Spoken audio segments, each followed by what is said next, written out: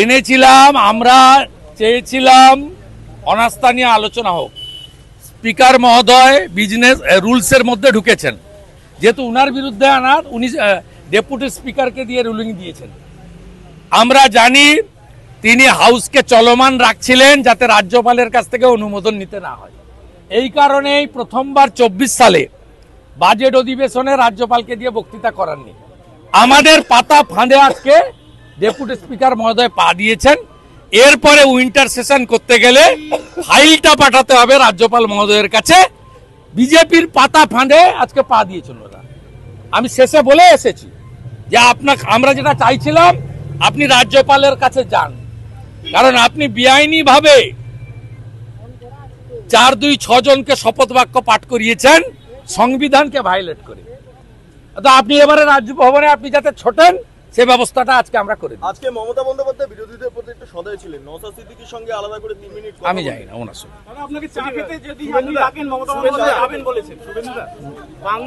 আমি এটা নিয়ে মন্তব্য করবো না। নওশাদ ভাই আলাদা দল করেন, তার নিজস্বতা আছে, তো তাকে কেন ডেকেছেন তিনি জানেন। বাংলাদেশে একটা অস্থিরতা পরিবেশ তৈরি হয়েছে। আপনারা প্রস্তুত থাকুন, 1 কোটি শরণার্থী পশ্চিমবঙ্গে আসবে। বাংলাদেশে হিন্দু কোতল চলছে। রংপুরের কাউন্সিলর, নগর পরিষদের হারাধন নায়ক, তাকে খুন করা হয়েছে। সিরাজগঞ্জে 13 জন পুলিশ খুন হয়েছে, থানার মধ্যে 9 জন হিন্দু। নোয়াখালীতে হিন্দু বাড়ি পোড়ানো হয়েছে। আমি পশ্চিমবঙ্গের মুখ্যমন্ত্রী রাজ্যপালকে বলবো অবিলম্বে ভারত সরকারের সঙ্গে কথা বলুন, কারণ সিএতে পরিষ্কার আছে ধর্মীয় উৎপীড়নের কারণে যদি কাউকে মার খেয়ে আসতে হয় আমাদের দেশ নেবে। এটা অলরেডি পার্লামেন্ট করেছে। আমি আপনাকে বলছি, এই পরিস্থিতি যদি 3 দিনের মধ্যে কন্ট্রোল না হয়, জামাতের হাতে, মৌলবাদীদের হাতে বাংলাদেশ যাচ্ছে।